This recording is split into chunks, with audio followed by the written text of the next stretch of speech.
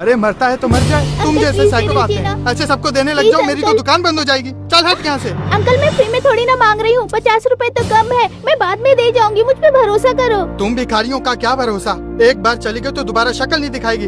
चल हट।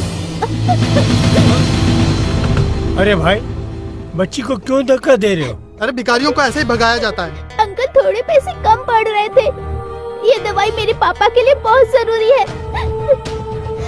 कितने पैसे कम है भाई? 50 रुपए। ये लीजिए 500 रुपए, बाकी 450 रुपए वापस कीजिए।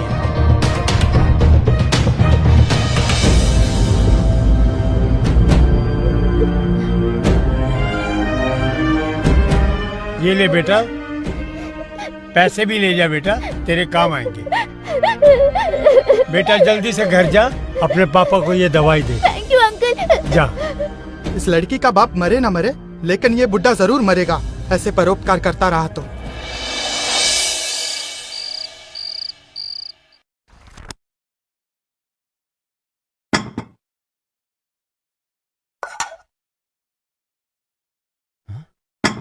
ये क्या है? सिर्फ दाल ही दाल बनी है, कोई सब्जी नहीं बनाई क्या? आपके पापा लेकर आते तो बनाती ना।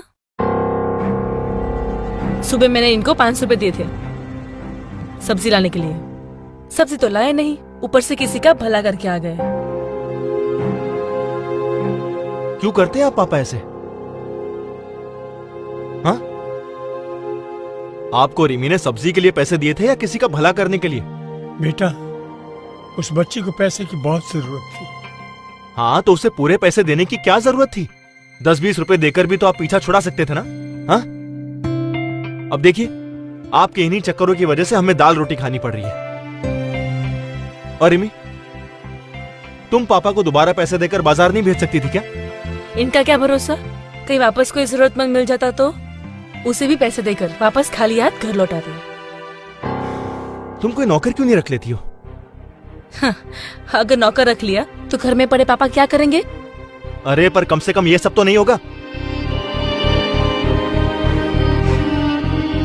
थोड़ा बहुत काम कर रहे हैं तो हाथ पैर चल रहे हैं, कुछ नहीं करेंगे तो बिस्तर पकड़ लेंगे, और वो मुसीबत भी हमें ही झेलनी पड़ेगी। फिर कौन करेगा इनकी सेवा? बेटा, वो बच्ची सही में बहुत मजबूर थी। अगर उसके पापा को दवाई न मिलती तो पता नहीं क्या हो जाता। दादू ने तो अच्छा काम किया है, आप उन पे क्यों चिल्ला रही हो? मेरी टीचर कहती है जो नीडी पीपल की हेल्प करता है वही गॉड होता है। सनी, बड़ों के बीच में बोलना बैड मैनर्स होता है। देखो, कल सुबह मुझे ऑफिस जल्दी पहुंचना है, इसलिए कल सुबह दादू ऑटो से स्कूल छोड़ने जाएंगे, ठीक है? चलो जल्दी से अपना खाना फिनिश करो और जाके सो जाओ। आपका बेटा तो दाल को हाथ भी नहीं लगाता, आज इसे भूखा ही सोना पड़ेगा। मम्मी, टीचर कहती है पल्सेस में खूब विटामिन होते हैं, हमें खाने चाहिए। दाल तो मैं जरूर खाऊंगा। तो ठीक है, सभी आज दाल ही खाओ। दादू, कभी कभी दाल भी खानी चाहिए, सेहत के लिए अच्छी होती है। दो।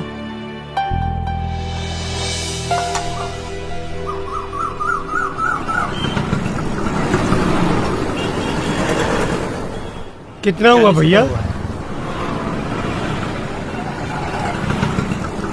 अरे दादू, आप रिक्शा लेके घर जाओ ना। बेटा, मैं घर पैदल ही चला जाऊंगा, जल्दी मैं घर जाके करूंगा भी क्या? मुझे पता है, आप वैसे भी 10 रुपए में ऑटो में नहीं जा सकते, इसलिए आप पैदल जा रहे हो। मेरा बच्चा। बाय दादू। बाय।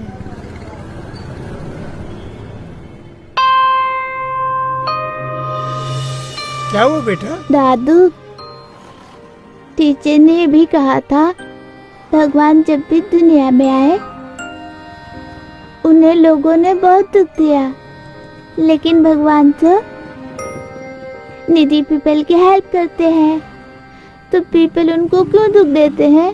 बेटा, जब इंसान किसी दूसरे इंसान के काम आएगा तो भगवान को यहाँ आने की जरूरत ही नहीं पड़ेगी। हमारे अंदर इंसान का दिल होना चाहिए, हाँ दादू, और मुझे यकीन है कि तुम भी नीडी पीपल की हेल्प करोगे। मैं भी नीडी पीपल की हेल्प करूँगा। मैं आप जैसा ही बनूंगा। हाँ, मुझे पता है बेटा। चलो बेटा।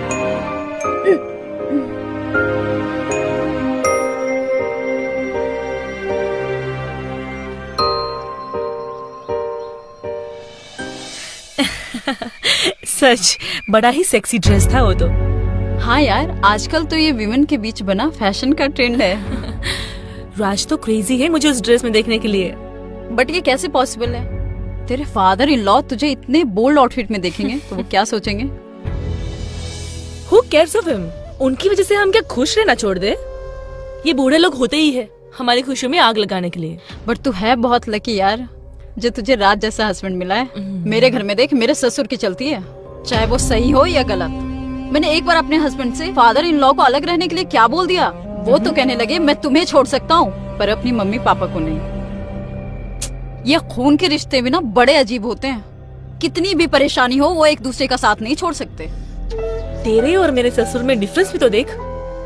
तेरे ससुर की प्रॉपर्टी इतनी है कि उसके रेंट से तेरे घर का पूरा खर्चा निकल जाता है, और मेरे ससुर को देख, कमाते धमाते तो है नहीं, ऊपर से राज की कमाई को लुटाते फिरते हैं। ऐसा क्या करते हैं तेरे ससुर?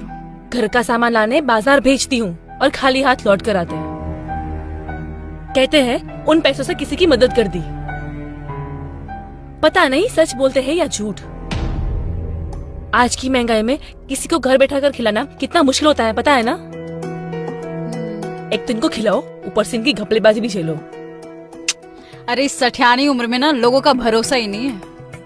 इस उम्र में आकर आदमी और भी शौकीन हो जाते हैं। तुझे पता है मेरे नेवर में ना एक बुढ़ा रहता है, अपनी बहू से पैसे लेता था घर के सामान के लिए और कहता था किसी जरूरतमंद को दे दिया, और बाद में पता चला उसका किसी बार गर्ल के यहाँ आना जाना था।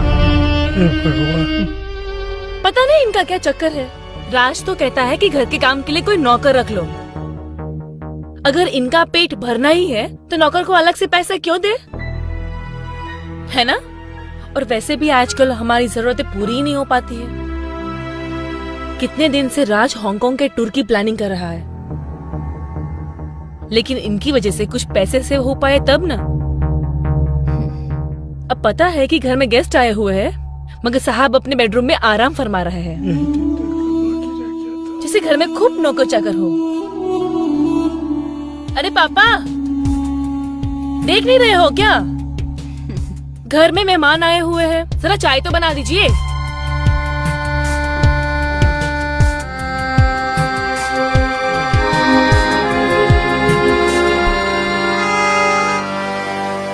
अरे छोड़ना, बुलाते रहेंगे। और बता, तूने और कौन सी ड्रेस देखी?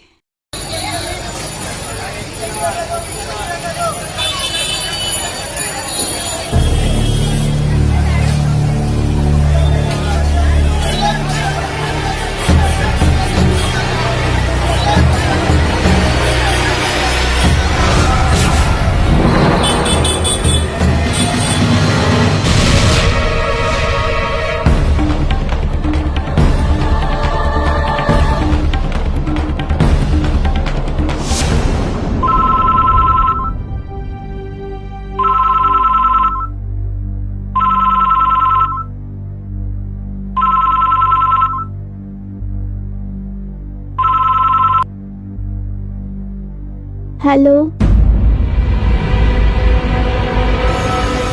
ठीक है अंकल, मेरे दादू का ख्याल रखना। मैं अभी अपने डैडी को भेजता हूँ। किसका कॉल था बेटा? दादू बेहोश हो गए। तो अभी इनका नया नाटक शुरू हो गया।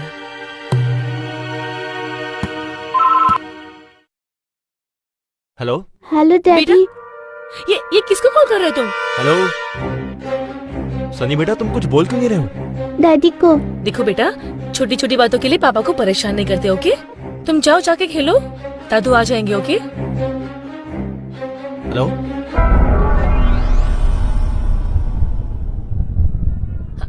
हेलो राज, मैं रिमी बोल रही हूँ। हाँ रिमी, क्या हुआ? सनी इतना घबराया हुआ क्यों है? सब ठीक तो है ना? कुछ नहीं बेबी, तुम्हें तो पता है ना कि वो छोटी छोटी बातों के लिए कॉल करता रहता है। तुमने मूवी की टिकट्स बुक कर ली है ना? डार्लिंग, संडे को तो मैं सिर्फ तुम्हारी ड्यूटी करता हूँ, तो ये बात कैसे बोल सकता हूं मैं?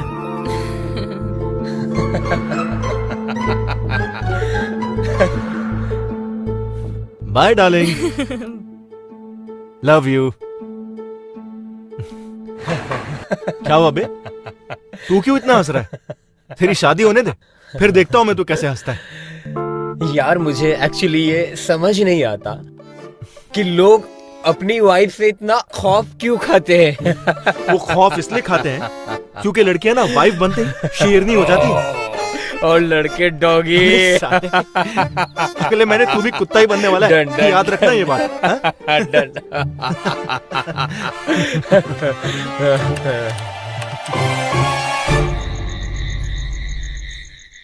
सनी,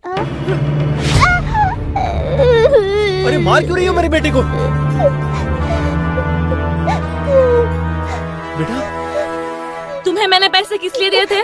टीचर को देने के लिए। फिर पैसे कहाँ गए? स्कूल में मुझसे कहीं गिर गया। झूठ बोलता है, हाँ? मुझे सब मालूम पड़ चुका है। सच सच बोल। हाँ बताता हूँ। बोल। रन के डैडी एक्सपायर हो चुके हैं। उसके मम्मी के पास जॉब भी नहीं है। अगर उसकी फीस डिपॉजिट नहीं होती तो टीचर उसे स्कूल से निकाल देती। कितना अच्छा काम किया मेरे बेटे ने। क्यों मार रही हो तुम इसे? और अगर तुम्हारी फीस डिपॉजिट नहीं हुई तो तुम्हें भी स्कूल से निकाल दिया जाएगा। ये नहीं समझ में आया तुम्हें? अरे तुम्हें दोबारा फीस भर दूंगा, इसमें तुम्हें मारने की क्या जरूरत है? तुम्हारे पापा ने हमें क्या कम बर्बाद किया है तो ये भी उनके कदमों पे चल निकला। यहाँ हम अपना बजट संभालने के लिए अपनी जरूरतें कम कर रहे हैं और वो है कि दूसरों पे लुटाए जा रहे हैं। और तुम देखो, अगर तुमने दादू की तरह हरकतें की तो तुम्हें घर से बाहर निकाल दूंगी, समझा? उनको तो मैं कुछ कह नहीं सकती, इनको जो बुरा लगता है। हाँ।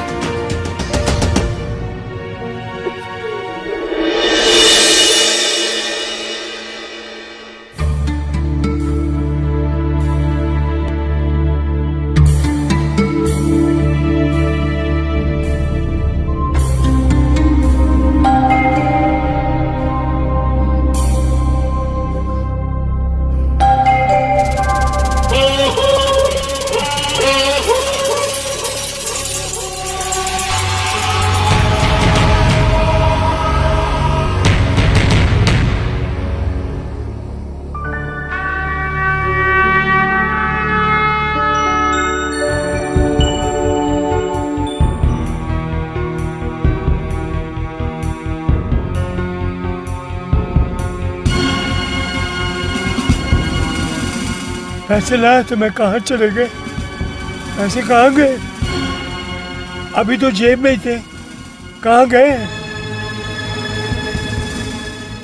हे भगवान, वैसे मेरे साथ इतनी परेशानियां लगी हुई हैं, अब क्या होगा? अंकल जी हट जाइए ना, मुझे देर हो रही है। अंकल साइड में खड़े होकर के देखिए ना, दूसरे को क्यों तकलीफ दे रहे हैं? देखिए अंकल, साइड हो जाइए, साइड हो जाइए।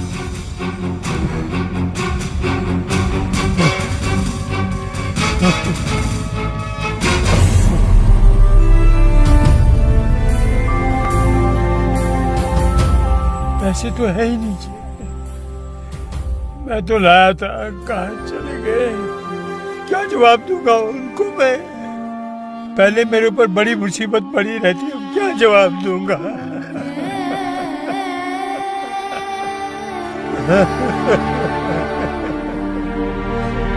हे राम, हे राम।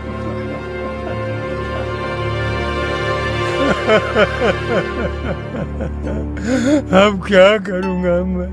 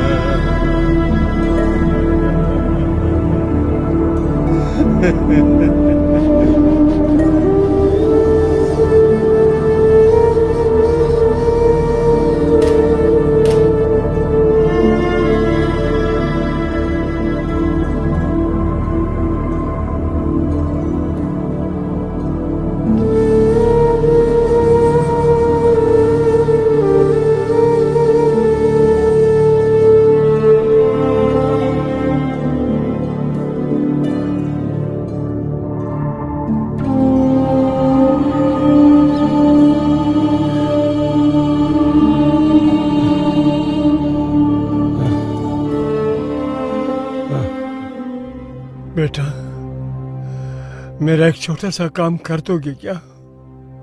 सनी के आने से पहले मुझे कहीं छोड़ दोगे क्या?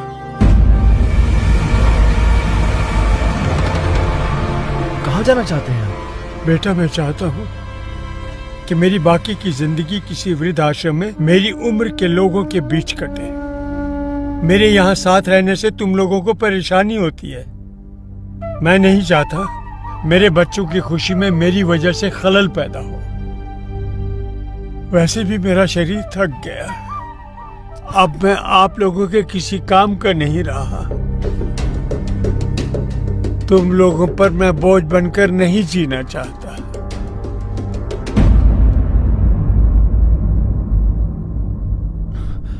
और सनी को कह देना मैं उसके जन्मदिन पर मिलने जरूर आया करूंगा। लेकिन पापा आप सनी की बिल्कुल टेंशन ना ले, उसे मैं समझा दूंगी। आपने जो डिसीजन लिया है ना, वो बहुत सही लिया है। और वैसे भी आजकल आपके साथ रहकर वो बहुत बिगड़ गया है, हमारी कोई बात नहीं सुनता। और वैसे भी राज, पापा ने जो डिसीजन लिया है ना, वो बहुत सही लिया है। वो वहाँ खुश रहेंगे और हम यहाँ। पर रीमा, मेरी बात तो देखो, तुम अब जल्दी जाओ, डिले मत करो।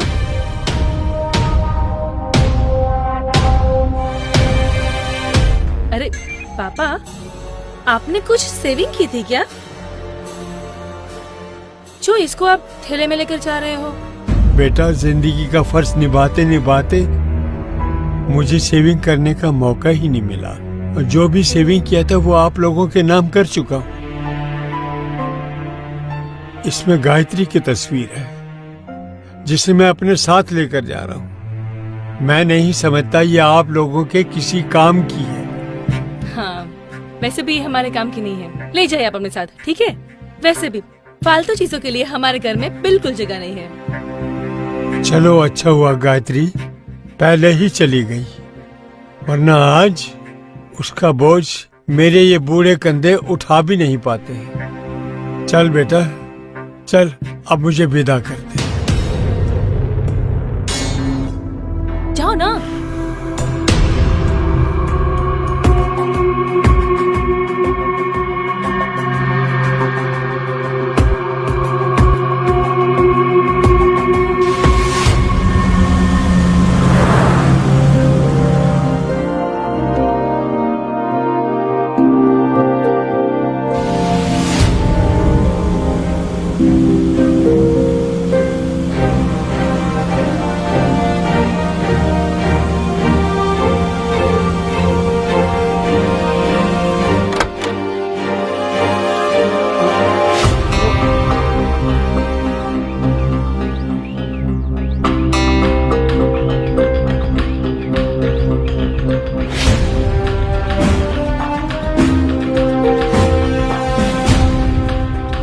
चल गायत्री, हमारी किस्मत में नियति ने ये जगह पहले से ही निश्चित कर रखी है।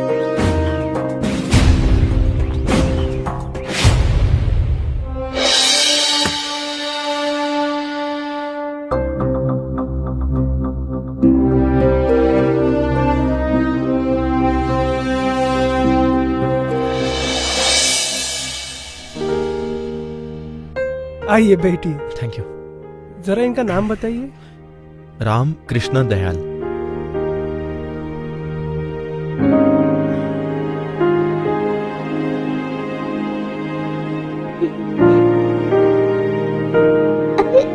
ये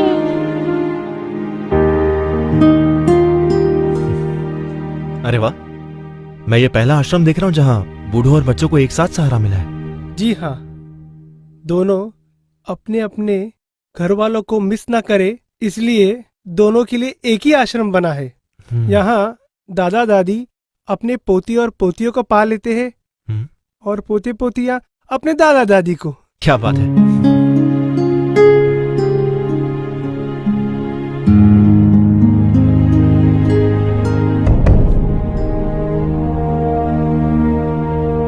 भाई साहब, वो आदमी कौन है जिससे मेरे पापा बात कर रहे हैं? कौन ये? हाँ, ये तो यहाँ के मैनेजर साहब है।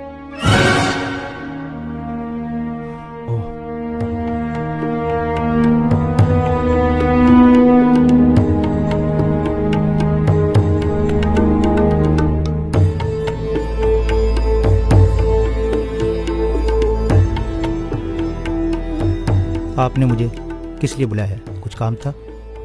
सर वो मुझे आपसे कुछ पूछना था। कहिए, क्या पूछना है? सर मुझे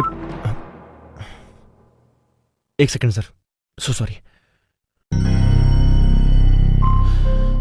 हाँ बोलो Rimi.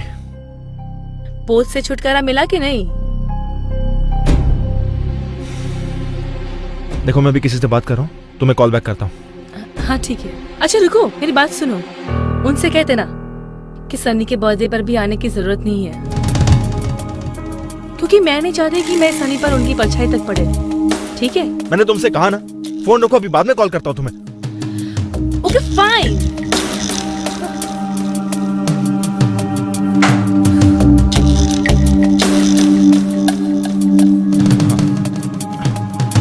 So sorry sir. Sir वो मैं आपसे पूछ रहा था कि जहां तक मुझे पता है मेरे पापा यहाँ पहली बार आए हैं, लेकिन वो आपसे बातें तो ऐसे कर रहे थे जैसे वो आपको बहुत टाइम से जानते हो। बड़ी पुरानी पहचान है इस जगह से उनकी, मुझे अच्छी तरह से याद है।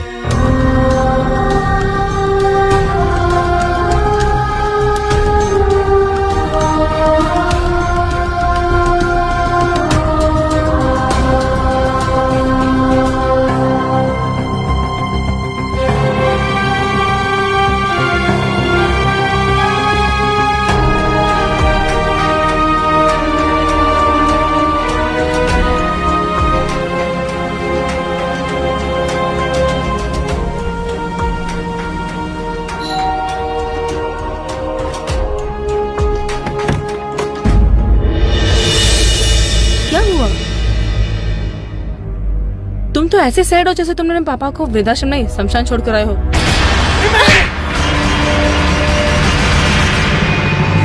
तुमने अपने पाप के लिए मुझ पे हाथ उठाया। वो पाप नहीं है, भगवान है मेरे। भगवान?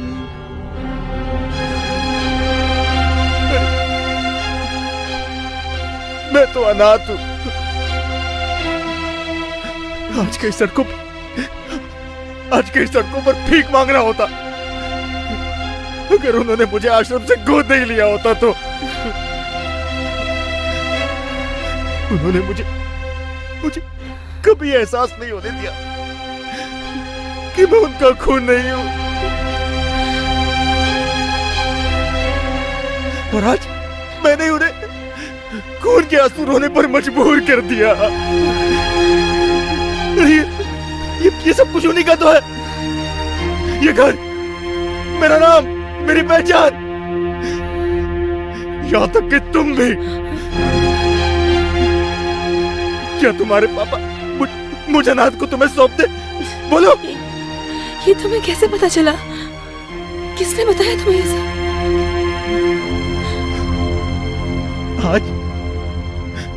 आज वो आश्रम का मैनेजर मुझे ये सब नहीं पता था, तो मैं जिंदगी भर अपने भगवान से अनजान रहता। बड़ी पुरानी पहचान है इस जगह से उनकी, मुझे अच्छी तरह से याद है कि वो आज ही का दिन था। आज से 30 साल पहले वो अपनी पत्नी के साथ यहाँ एक अनाथ बच्चा गोद लेने के लिए आए थे। वो जरूर तुम ही हो बेटा। किस्मत का खेल देखो, आज ही के दिन वो तुम्हें यहां से गोद लेकर गए थे और आज ही के दिन तुमने यहां पर छोड़ने आए हो। खून खून में फर्क पैदा कर दिया है तुमने। आज तुमने दिखा दिया कि अपना खून अपना ही होता है। अगर तुम उनका खून होते तो कभी इन्हें खून के आंसू नहीं रुलाते। सच तो ये है कि मैंने उनको तकलीफ पहुंचाने में कोई कमी नहीं चाहती। मैं एक अच्छी बहू और एक अच्छी पत्नी कभी बन ही नहीं पाई। मैंने ही तुम्हें उनके खिलाफ भड़काया। मुझे माफ कर दो राज, मुझे माफ कर दो। मुझे माफ कर दो राज। मैंने कौन सी इज्जत रखी है उनकी?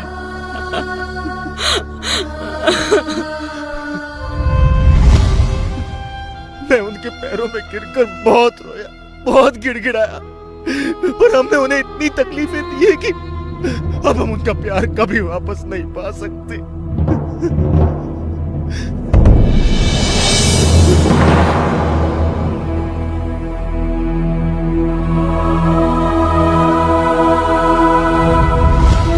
राज, तुम प्लीज मुझे उनके पास ले चलो। मैं उनके पैरों में तब तक सर पटकती रहूंगी जब तक वो हमें माफ नहीं कर देते।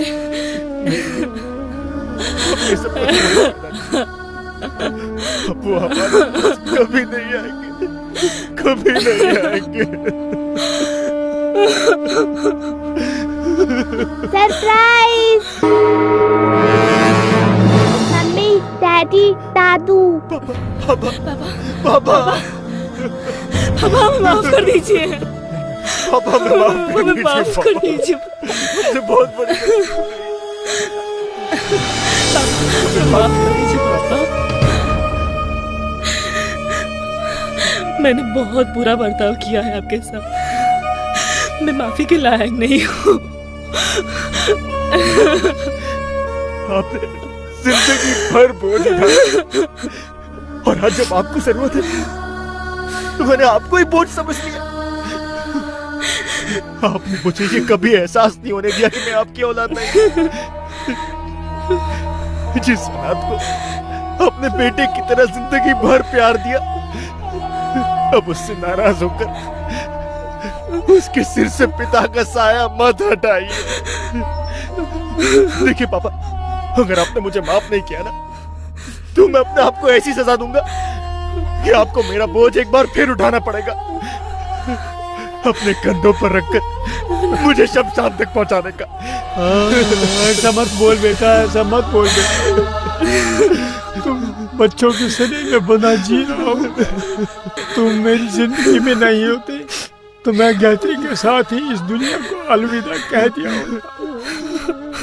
उसने मुझसे वादा लिया था कि मेरे बेटे की आंखों में कभी आंसू मत आने देना।